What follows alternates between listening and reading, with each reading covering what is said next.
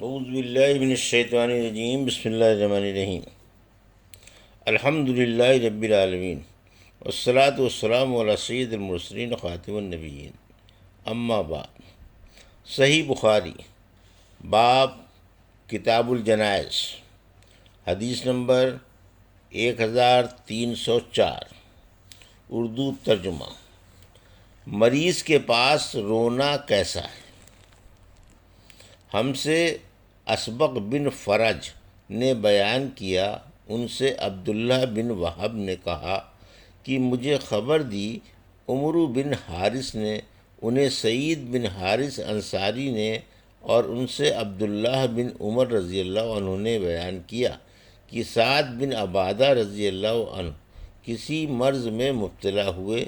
نبی کریم صلی اللہ علیہ وسلم عیادت کے لیے عبد الرحمن بن عوف، سعد بن ابی وقاص اور عبداللہ بن مسعود رضی اللہ عنہ کے ساتھ ان کے یہاں تشریف لے گئے۔ جب آپ صلی اللہ علیہ وسلم اندر گئے تو تیمارداروں کے ہجوم میں انہیں پایا۔ آپ صلی اللہ علیہ وسلم نے دریافت فرمایا، کیا وفات ہو گئی؟ لوگوں نے کہا، نہیں یا رسول اللہ۔ نبی کریم صلی اللہ علیہ وسلم ان کے مرض کی شدت کو دیکھ کر رو پڑے۔ لوگوں نے جو رسول اکرم صلی اللہ علیہ وسلم کو روتے ہوئے دیکھا تو وہ سب بھی رونے لگے۔ پھر آپ صلی اللہ علیہ وسلم نے فرمایا، سنو، اللہ تعالیٰ آنکھوں سے آنسو نکلنے پر بھی عذاب نہیں کرے گا، اور نہ دل کے غم پر، ہاں اس کا عذاب اس کی وجہ سے ہوتا ہے۔ آپ صلی اللہ علیہ وسلم نے زبان کی طرف اشارہ کیا، اور اگر اس زبان سے اچھی بات نکلے تو یہ اس کی رحمت کا بھی باعث بنتی ہے، اور میت کو اس کے گھر والوں کے نوحہ و ماتم کی وجہ سے بھی عذاب ہوتا ہے۔ حضرت عمر رضی اللہ عنہ میت پر ماتم کرنے پر ڈنڈے سے مارتے تھے، پتھر پھینکتے اور رونے والوں کے منہ میں مٹی جھونک دیتے۔ حدیث نمبر 1305، اردو ترجمہ۔ کس طرح کے نوحے و بقا سے منع کرنا اور اس پر جھڑکنا چاہیے؟ ہم سے محمد بن عبداللہ بن خوشب نے بیان کیا، کہا ہم سے عبد الوہاب سقفی نے، ان سے یحییٰ بن سعید انصاری نے کہا کہ مجھے عمرہ بنت عبد الرحمن انصاری نے خبر دی۔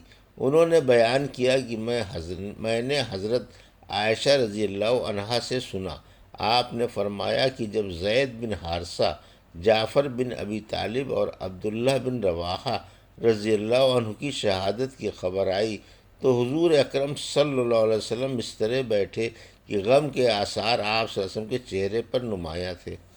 میں دروازے کے ایک سوراخ سے آپ کو دیکھ رہی تھی، اتنے میں ایک صاحب آئے اور کہا، یا رسول اللہ، جعفر کے گھر کی عورتیں نوحہ و ماتم کر رہی ہیں۔ آن حضور صلی اللہ علیہ وسلم نے روکنے کے لیے کہا۔ وہ صاحب گئے لیکن پھر واپس آ گئے اور کہا کہ وہ نہیں مانتی۔ آپ نے دوبارہ روکنے کے لیے بھیجا، وہ گئے اور پھر واپس چلے آئے۔ کہا کہ بخدا وہ تو مجھ پر غالب آ گئی ہیں، یا یہ کہا کہ ہم پر غالب آ گئی ہیں۔ شک محمد بن حوشب کو تھا۔ عائشہ رضی اللہ عنہا نے بیان کیا کہ میرا یقین یہ ہے کہ آپ صلی اللہ علیہ وسلم نے فرمایا، پھر ان کے منہ میں مٹی جھونک دے۔ اس پر میری زبان سے نکلا کہ اللہ تیری ناک خاک آلود کرے، تو نہ تو وہ کام کر سکا جس کا آنس صلی اللہ علیہ وسلم نے حکم دیا تھا، اور نہ آپ کو تکلیف دینا چھوڑتا ہے۔ حدیث نمبر 1306، اردو ترجمہ۔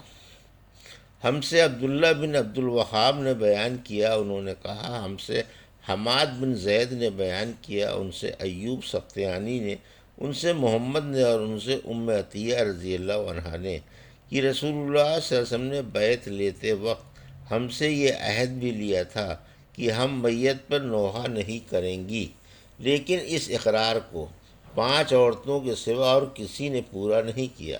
یہ عورتیں ام سلیم، ام علا، ابو صبرہ کی صاحبزادی جو معاذ کے گھر میں تھیں، اور اس کے علاوہ 2 عورتیں، یا یہ کہا کہ ابو صبرہ کی صاحبزادی، معاذ کی بیوی، اور ایک دوسری خاتون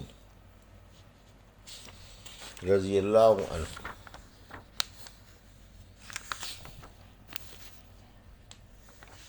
حدیث نمبر 1307، جنازہ دیکھ کر کھڑے ہو جانا۔ ہم سے علی بن عبداللہ مدینی نے بیان کیا، کہا ہم سے سفیان بن عینیہ نے بیان کیا، ان سے زہری نے، ان سے سالم نے، ان سے ان کے والد عبداللہ بن عمر رضی اللہ عنہ نے، ان سے عامر بن ربیہ رضی اللہ عنہ نے، اور ان سے نبی کریم صلی اللہ علیہ وسلم نے فرمایا، جب تم جنازہ دیکھو تو کھڑے ہو جاؤ اور کھڑے رہو یہاں تک کہ جنازہ تم سے آگے نکل جائے۔ سفیان نے بیان کیا، ان سے زہری نے بیان کیا کہ مجھے سالم نے اپنے باپ عبداللہ بن عمر رضی اللہ عنہ سے خبر دی۔ آپ نے فرمایا، ہمیں عامر بن ربیہ رضی اللہ عنہ نے نبی کریم صلی اللہ علیہ وسلم کے حوالے سے خبر دی تھی، حمیدی نے یہ زیادتی کی ہے یہاں تک کہ جنازہ آگے نکل جائے یا رکھ دیا جائے۔ حدیث نمبر 1308، اردو ترجمہ۔ اگر کوئی جنازہ دیکھ کر کھڑا ہو جائے تو اسے کب بیٹھنا چاہیے؟ ہم سے قنیبہ بن سعید نے بیان کیا، انہوں نے کہا کہ ہم سے لیث بن سعد نے بیان کیا، انہوں نے کہا کہ ہم سے نافع نے، اور ان سے عبداللہ بن عمر رضی اللہ عنہ نے عامر بن ربیہ رضی اللہ عنہ کے حوالے سے کہ نبی کریم صلی اللہ علیہ وسلم نے فرمایا، جب تم میں سے کوئی جنازہ دیکھے تو اگر اس کے ساتھ نہیں چل رہا ہے تو کھڑا ہی ہو جائے تاکہ جنازہ آگے نکل جائے، یا آگے جانے کے بجائے خود جنازہ رکھ دیا جائے۔ حدیث نمبر 1309، اردو ترجمہ۔ جو شخص جنازے کے ساتھ ہو وہ اس وقت تک نہ بیٹھے جب تک جنازہ لوگوں کے کاندھوں سے اتار کر زمین پر نہ رکھ دیا جائے، اور اگر پہلے بیٹھ جائے تو اس سے کھڑا ہونے کے لیے کہا جائے۔ ہم سے مسلم بن ابراہیم نے بیان کیا، انہوں نے کہا کہ ہم سے حشام دستوائی نے بیان کیا، ان سے یحییٰ بن ابی کثیر نے، ان سے ابو سلمہ اور ان سے ابو سعید خدری رضی اللہ عنہ نے کہ نبی کریم صلی اللہ علیہ وسلم نے فرمایا، جب تم لوگ جنازہ دیکھو تو کھڑے ہو جاؤ، اور جو شخص جنازے کے ساتھ چل رہا ہو وہ اس وقت تک نہ بیٹھے جب تک جنازہ رکھ نہ دیا جائے۔ حدیث نمبر 1310، اردو ترجمہ۔ ہم سے احمد بن یونس نے بیان کیا، ان سے ابن ابی ذئب نے، ان سے سعید مقبری نے، اور ان سے ان کے والد نے کہ ہم ایک جنازے میں شریک تھے کہ ابو ہریرہ رضی اللہ عنہ نے مروان کا ہاتھ پکڑا اور یہ دونوں صاحب جنازہ کے رکھے جانے سے پہلے بیٹھ گئے۔ اتنے میں ابو سعید رضی اللہ عنہ تشریف لائے اور مروان کا ہاتھ پکڑ کر فرمایا، اٹھو، خدا کی قسم یہ ابو ہریرہ جانتے ہیں کہ نبی کریم صلی اللہ علیہ وسلم نے ہمیں اس سے منع فرمایا ہے۔ ابو ہریرہ رضی اللہ عنہ بولے کہ ابو سعید رضی اللہ عنہ نے سچ کہا۔ حدیث نمبر 1311، اس شخص کے بارے میں جو یہودی کا جنازہ دیکھ کر کھڑا ہو گیا۔ ہم سے معاذ بن فضالہ نے بیان کیا، انہوں نے کہا کہ ہم سے حشام نے بیان کیا، ان سے یحییٰ بن ابی کثیر نے بیان کیا، ان سے عبید اللہ بن مقسم نے، اور ان سے جابر بن عبداللہ رضی اللہ عنہ سے کہ ہمارے سامنے سے ایک جنازہ گزرا تو نبی کریم صلی اللہ علیہ وسلم کھڑے ہو گئے اور ہم بھی کھڑے ہو گئے۔ پھر ہم نے کہا، یا رسول اللہ صلی اللہ علیہ وسلم، یہ تو یہودی کا جنازہ تھا۔ آپ صلی اللہ علیہ وسلم نے فرمایا، جب تم لوگ جنازہ دیکھو تو کھڑے ہو جایا کرو۔ حدیث نمبر 1312، ہم سے اردو ترجمہ۔ ہم سے آدم بن ابی ایاس نے بیان کیا، کہا کہ ہم سے شعبہ نے بیان کیا، کہا کہ ہم سے عمرو بن مرہ نے بیان کیا کہ میں نے عبد الرحمن بن ابی لیلہ سے سنا، انہوں نے کہا کہ سہل بن حنیف اور قیس بن سعد قادسیہ رضی اللہ عنہ میں کسی جگہ بیٹھے ہوئے تھے، اتنے میں کچھ لوگ ادھر سے ایک جنازہ لے کر گزرے تو یہ دونوں بزرگ کھڑے ہو گئے۔ عرض کیا گیا کہ جنازہ تو ذمیوں کا ہے جو کافر ہے۔ اس پر انہوں نے فرمایا، نبی کریم صلی اللہ علیہ وسلم کے پاس سے اسی طرح سے ایک جنازہ گزرا تھا۔ آپ صلی اللہ علیہ وسلم نے اس کے لیے کھڑے ہو گئے۔ پھر آپ صلی اللہ علیہ وسلم نے کہا گیا کہ یہ تو یہودی کا جنازہ تھا۔ آپ نے فرمایا کیا یہودی کی جان نہیں ہے؟